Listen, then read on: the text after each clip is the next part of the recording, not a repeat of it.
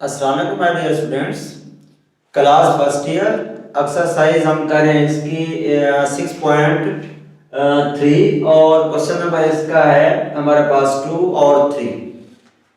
देखिए dear students, जैसा कि हमने ये टॉपिक स्टार्ट किया हुआ है अरिथमेटिक प्रोग्रेशन का और अरिथमेटिक मीन का। अब उसी से related arithmetic progression arithmetic mean से रिलेटेड हम क्या करते हैं, क्वेश्चन करते हैं। जैसे कि हमने इसकी डिफाइन इसके फार्मूले पहले ही हम डिस्कस कर चुके हैं। हमने एक्सरसाइज स्टार्ट की हुई है, तो एक्सरसाइज का हम क्वेश्चन नंबर 2 और क्वेश्चन नंबर 3 इसमें देखते हैं। अब देखिए डियर स्टूडेंट, हमारे पास जो क्वेश्चन नंबर 2 है इसमें हमें गिवन है कि 5 और 8 जो है 2 अरिथमेटिक मीन्स है बिटवीन ए और बी के। तो हमने इसमें ए और बी की वैल्यू क्या करनी है, फाइंड करनी है। और जैसा कि हमें गिवन है, गिवन दैट या सेंस हमारे पास क्या है 5 8 are 2 arithmetic means between किसके बिटवीन है, ए एंड बी के, बिटवीन ए एंड बी। ये हमें गिवन है, ये हमें गिवन है कि सेंस 5 और 8 जो है और 2 अरिथमेटिक मीन्स हैं बिटवीन ए एंड बी के। तो हम लिख सकते हैं इसके बिटवीन कि हमारे पास क्या है, हम लिख सकते हैं ए और बी के बिटवीन के 5 ए बी और 5 8 जो है ये बेसिकली ए और बी के बिटवीन है। तो इसलिए आप लिखेंगे A 5 8 B are in A P. ये 3 कंसेक्टिव टर्म हमने क्या किए हैं, ये 4 कंसेक्टिव टर्म लिए हैं जिसमें ए और बी के बिटवीन हमने 5 8 और बी लिया है। अब इसके 4 के ऊपर हम अप्लाई नहीं कर सकते अरिथमेटिक प्रोग्रेशन, हम क्या करते हैं 3 3 की टर्म में बनाते हैं, कंसेक्टिव 3 3 टर्म लेके फिर उस पे अप्लाई करते हैं। अब 3 कंसेक्टिव टर्म लेते हैं पहले, जो आपके हमारे पास है ए 5 और 8 आर एन 3 कंसेक्टिव टर्म है किसके अंदर, अरिथमेटिक प्रोग्रेशन में। ये हमने 3 कंसेक्टिव टर्म ले ली हैं अरिथमेटिक प्रोग्रेशन में। और जैसा कि हम जानते हैं कि ये जो 5 है, ये जो बेसिकली 5 है ये हमारे पास अरिथमेटिक मीन्स है। तो इसलिए हम क्या करेंगे, फार्मूला लगाएंगे arithmetic means a plus b divided by 2। अब इसमें डियर स्टूडेंट्स अरिथमेटिक मीन हमारे पास 5 है, तो इसकी जगह पे हम पुट कर देंगे 5 इज इक्वल टू ए, वैसे a है और b हमारे पास 8 है। ये जो 8 है ये हमारे पास बेसिकली b है, 8 डिवाइडेड बाय 2 क्रॉस मल्टीप्लाई करें तो हमारे पास आएगा 10 is equal to a plus 8 इधर ले जाएं तो हमारे पास बन जाएगा a is equal to 10 minus 8 और dear student a is equal to 2। तो ये हमारे पास किसकी वैल्यू आ गई है, a की वैल्यू आ गई है। अब ऐसे ही सेम इसी तरह अब हम क्या करते हैं, दूसरे नंबर नेक्स्ट 3 कंसेक्टिव टर्म लेते हैं। इसी तरह जिस तरह हमने a 5 8 लिए हैं 3 कंसेक्टिव टर्म, इस तरह हम नेक्स्ट 3 कंसेक्टिव टर्म यानी 5 8 b लेते हैं। तो उसको भी हम ऐसे लिखेंगे 5 8 b r n a p। ये हमारे पास क्या है, अरिथमेटिक प्रोग्रेशन में है। अब फार्मूला अप्लाई करेंगे, ये बेसिकली हमारे पास अरिथमेटिक मीन है, ये जो 8 है ये अरिथमेटिक मीन है। अरिथमेटिक मीन का फार्मूला लगाएंगे arithmetic mean is equal to a plus b divided by 2।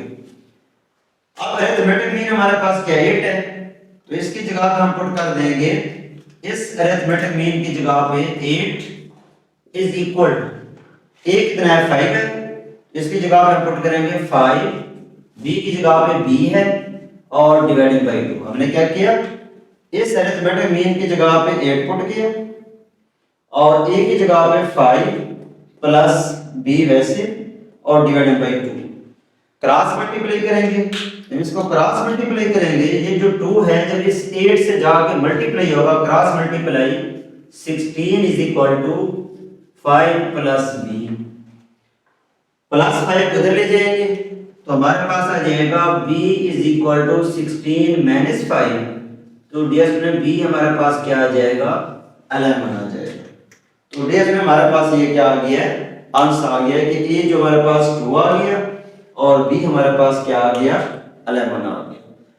अब ये था कि हमारे पास एक हमें सीक्वेंस टर्म गिवन थी जो 5 और 8 जो थी वो a और b के बिटवीन टर्म लाई कर रही थी। इसी तरह हमने अरिथमेटिक मीन का फार्मूला अप्लाई करते हुए हमने a की वैल्यू फाइंड की और b की वैल्यू फाइंड की। अब आते हैं हम क्वेश्चन नंबर 6 पे। अब 6 हमारे क्वेश्चन नंबर 3 पे कि जिसमें हमारे पास क्या 6 अरिथमेटिक मीन्स हैं। किसके बिटवीन है 2 और 5 के बिटवीन 6 अरिथमेटिक मीन्स हमने क्या करनी है लेनी है। तो इसके मुताबिक हम लिखेंगे जो हमारे पास हैं लेट करेंगे a1 a2 a3 a4 a5 a6 a1 से लेकर a6 तक b 6 अरिथमेटिक मीन्स बिटवीन इसके बिटवीन 2 and 5 2 and 5 के बिटवीन है। 6 अरिथमेटिक मीन्स हैं 2 और 5 के बिटवीन। जब 2 और 5 के बिटवीन इनको लिखेंगे तो हमारे पास क्या आएगा 2 a1 a2 a3 a4 a5 a6 और 5 और AP ये किसमें है और AP के अंदर है अरिथमेटिक प्रोग्रेशन में। अब देखिए यहां पर लिखने के बाद अब बेसिकली हमने करना क्या है a1 की वैल्यू फाइंड करनी है a2 की वैल्यू फाइंड करनी है a3 की a4 की a5 की a6 की। और जैसा कि हम जानते हैं इनकी जो a1 और a2 a3 का जो फार्मूला है जो हम पढ़ चुके हैं वो बेसिकली ये होता है an is equal to a1 plus md ये हमारे पास होता है। और अगर हम a1 की जगह पे इस n की जगह पे 1 देते हैं तो हमारे पास आएगा a1 is equal to a1 plus d। अगर आप इसी तरह 2 देते हैं इस n की जगह पे 2 देते हैं दिया जाएगा a2 is equal to a1 plus 2d। इस तरह n की जगह पे आप 3 देते हैं ये जो 3 है तो हमारे पास आ जाएगा a3 a1 plus 3। इस तरह 4 5 6 ऐसे ही हम क्या करते जाएंगे फाइंड करते जाएंगे। तो इसका मतलब ये हुआ हमने basically a1 a2 a3 find करने के लिए हमें सवाल a1 की वैल्यू रिक्वायर्ड है और d की वैल्यू रिक्वायर्ड है। लेकिन हमें पता है जो फर्स्ट टर्म होती है वो बेसिकली a1 होती है। ये तो हमने पढ़ा हुआ है कि सीक्वेंस के अंदर ये जो फर्स्ट टर्म है ये बेसिकली a1 है। अब हमें जरूरत है d कॉमन डिफरेंस। अब कॉमन डिफरेंस इधर से ऐसे तो नहीं निकाल सकते a1 2 या a2 a1 a3 ये तो कोई कॉमन डिफरेंस नहीं है। फिर हमें d निकालना पड़ेगा। d निकालने के लिए हम फार्मूला अप्लाई करेंगे अरिथमेटिक प्रोग्रेशन वाला AP वाला फार्मूला। लेकिन उसके लिए भी हमें d रिक्वायर्ड होगा और उस d वहां से हम निकालेंगे बाद उसको अप्लाई करते हुए वहां से हम d निकालेंगे बाकी वैल्यू अप्लाई कर देते हैं। कैसे देखो a1 हमारे पास 2 हो गया n नंबर ऑफ टर्म कितनी है 6 है 8 है क्योंकि 6 ऑलरेडी ये हैं और 2 टर्म है ये 2 और 5 है। अब इनको काउंट करें 1 2 3 4 5 6 7 8। इसका मतलब क्या हुआ कि n हमारे पास कितना है 8 है। और उसके बाद है a8 लास्ट टर्म जो है ये 5 जो है ये देख कौन सी टर्म बन रही है 8 टर्म बन रही है 8वीं टर्म बन रही है लास्ट टर्म बन रही है। तो n is equal to 8 है तो आप लिख सकते हैं a8 is equal to 5। इसका मतलब है a1 भी आ गया n भी आ गया a8 भी आ गया। अब हमें क्या जरूरत है यहाँ से d जरूरत है तो हम AP का फार्मूला लगा देते हैं। और AP का फार्मूला आपको पता है हमारे पास क्या है पढ़े पीछे an is equal to a1 n minus 1 and 2d ये हमारे पास फार्मूला है a is equal to a1 plus n minus 1 and 2d। अब यही फार्मूला अप्लाई करते हुए हम a1 a2 a3 a4 a5 a6 क्या करेंगे फाइंड करेंगे। जब ये फाइंड करेंगे अब a1 n की जगह पे n की वैल्यू कितना है 8 है तो इस तरह n की जगह पे क्या करेंगे 8 पुट कर देंगे। जब n की जगह पे आप 8 पुट करेंगे तो जैसे हमारे पास क्या आ जाएगा A8 is equal to A1 कितना है 2 है, इसकी जगह पे आ जाएगा 2, n कितना है 8 है, तो हमारे पास आएगा 8 माइनस 1 और d हमारे पास कितना है फाइंड करना है, तो ये हमारे पास d आ जाएगा। A8 टर्म जो है हमारे पास कितनी है 5 है, तो इसलिए इसकी जगह पे पुट कर देंगे 5 इज इक्वल टू, इसकी जगह पे 5 आ गया, 2 वैसे आ गया, प्लस 8 में से 1 चला जाएगा तो हमारे पास कितना आ जाएगा 7d आ जाएगा। तो हमारे पास यहाँ पे क्या आ जाएगा 7d, यानी A8 की जगह पे हमारे पास 5 आएगा और A1 की जगह पे ये 2 आएगा, प्लस 8 माइनस 1 7d, प्लस का 2 है, इसको इधर ले आएंगे माइनस 2 हो जाएगा, तो हम ले सकते हैं इसको, तो हमारे पास क्या बन जाएगा 5 minus 2 is equal to 7d, ये हमारे पास आ जाएगा 7d।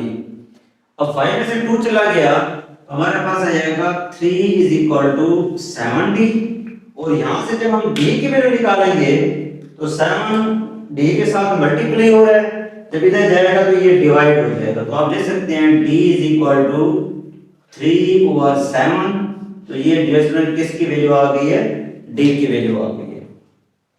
अब ये जो A1 A2 A3 है ये सारे अब यहां से हम फाइंड कर सकते हैं। जब ये फाइंड करेंगे ये सारी वैल्यूज तो हमारे पास क्या आ जाएगा, अब हम निकालते हैं A1।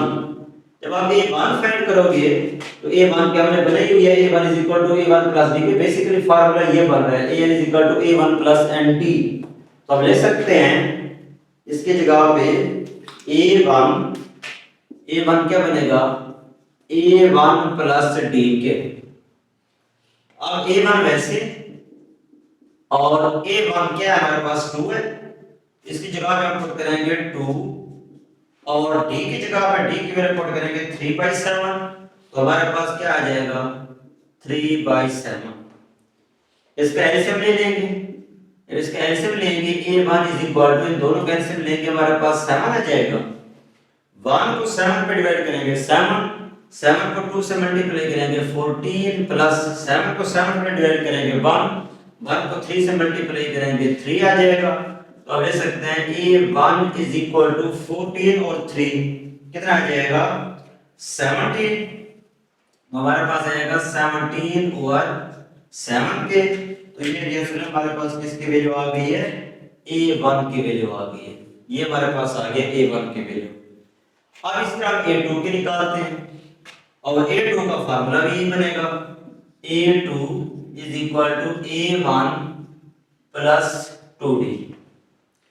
अब इसमें पुट करें तो हमारे पास क्या आ जाएगा A2 इज इक्वल टू, अब A1 की वैल्यू क्या है, A1 की वैल्यू हमारे पास है 2, इधर हम पुट करेंगे 2 प्लस 2 इनटू D की जगह पे D की वैल्यू हमने फाइंड की है 3/7, इसकी जगह पे हम पुट करेंगे 3/7 इज इक्वल टू, तो क्या आ जाएगा 2 प्लस 2 3 6 6/7, तो A2 कितना आ जाएगा, A2 हमारे पास आ जाएगा एलसीएम में 7 2 14 को 6 पे डिवाइड करेंगे 20, तो ये आ जाएगा 20 ओवर 7, तो ये हमारे पास A2 की वैल्यू आ जाएगी।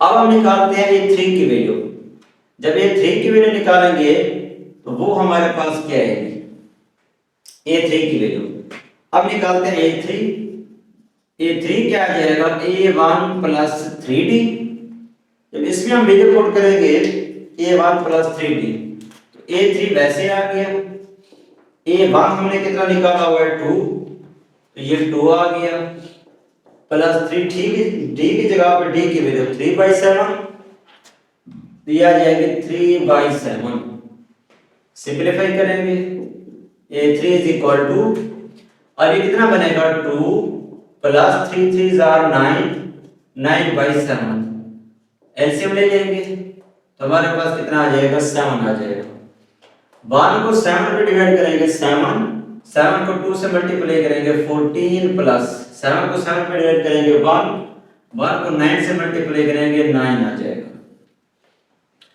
14 और 9 को ऐड करें तो हमारे पास कितना आ जाएगा, इज इक्वल टू 14 में 9 ऐड करेंगे 23, तो हमारे पास आ जाएगा 23/7। तो ये किसकी वैल्यू आ गई है, A3 की वैल्यू आ गई है। तो A3 की वैल्यू हमारे पास क्या आई, A3 की वैल्यू आई 23/7। तो ये A3 की वैल्यू आ गई। अब हम फाइंड करते हैं A4 की वैल्यू। जब A4 की वैल्यू फाइंड करेंगे तो A4 क्या बनेगा, A4 is equal to A1 plus 4D, ये हमारे पास आ जाएगा। अब इसमें वैल्यू पुट करें, क्या आ जाएगा, A4 is equal to A1 2 है, 2 पुट करेंगे, हमारे पास आ गया 2 प्लस 4, D की वैल्यू 3/7, तो ये हमारे पास क्या आ गया 3/7। इसको लिख सकते हैं, तो हमारे पास आएगा 2 प्लस 12/7। एलसीएम ले लेंगे तो क्या आ जाएगा, एलसीएम आ जाएगा 7। तो हमारे पास 1 को 7 में डिवाइड करेंगे 7 आएगा, 7 को 2 से मल्टीप्लाई करेंगे 14 प्लस, और 7 को 7 में डिवाइड करेंगे 12 इज इक्वल टू क्या आ जाएगा, A4 हमारे पास आ जाएगा इज इक्वल टू 14 प्लस 12 कितना हो जाएगा 26, 26/7। तो ये हमारे पास A4 की वैल्यू आ गई। अब हम फाइंड करते हैं A5 की वैल्यू। अब A5 हमारे पास क्या है, हाँ जी A5 है, A5 is equal to A1 plus 5D, A1 plus 5D। अब देखें डियर स्टूडेंट्स, A5 हमने फाइंड करना है, इज इक्वल टू A1 कितना है 2 है, तो इसके जवाब में हम लिखेंगे 2 प्लस 5 ऐसे, D की जगह पे D की वैल्यू कितना है 3/7, ये आ जाएगा 3/7। तो इसको हम लिख सकते हैं 2 प्लस 15 और डिवाइडेड बाई 7। तो डियर स्टूडेंट्स A5 आ जाएगा, एलसीएम ले लें, इसके लिए समय ले 1 है, जब इसका एलसीएम लेंगे तो हमारे पास कितना आ जाएगा 7। तो हमारे पास कितना आ जाएगा, ये 7 आ जाएगा। तो अब देखिए इसमें 1 को 7 पे डिवाइड करेंगे 7, यानी 14 प्लस 1 आ जाएगा, 7 को 7 पे डिवाइड करेंगे तो हमारे पास कितना आ जाएगा 15।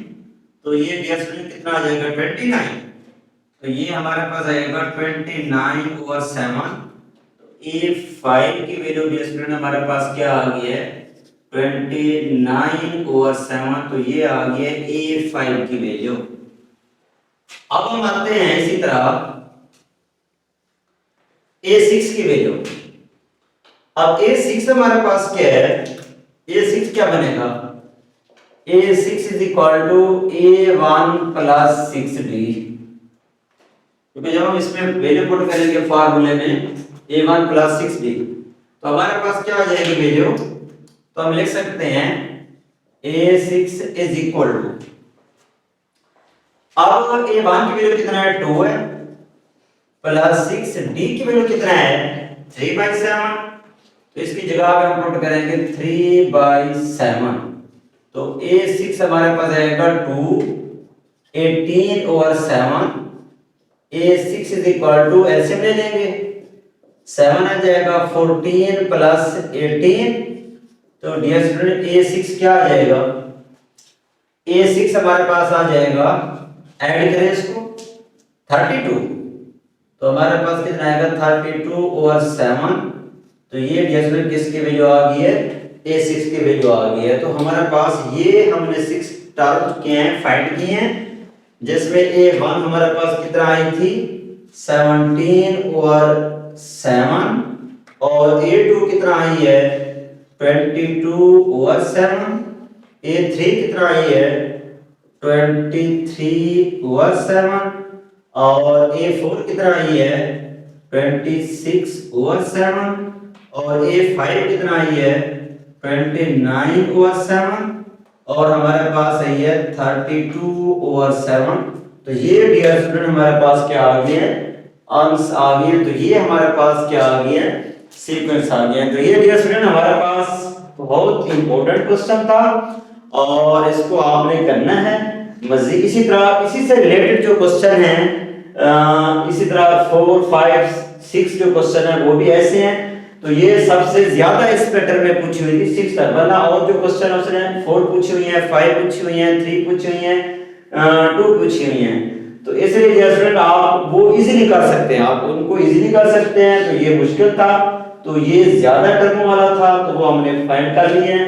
तो मैंने ये बता दिया। मजीद भी देख लें, अगर आपको कहीं किसी जगह कोई भी पॉइंट अगर आपको समझ नहीं आता तो आप उससे डिस्कस कर सकते हैं। ओके डियर स्टूडेंट्स, अल्लाह हाफिज।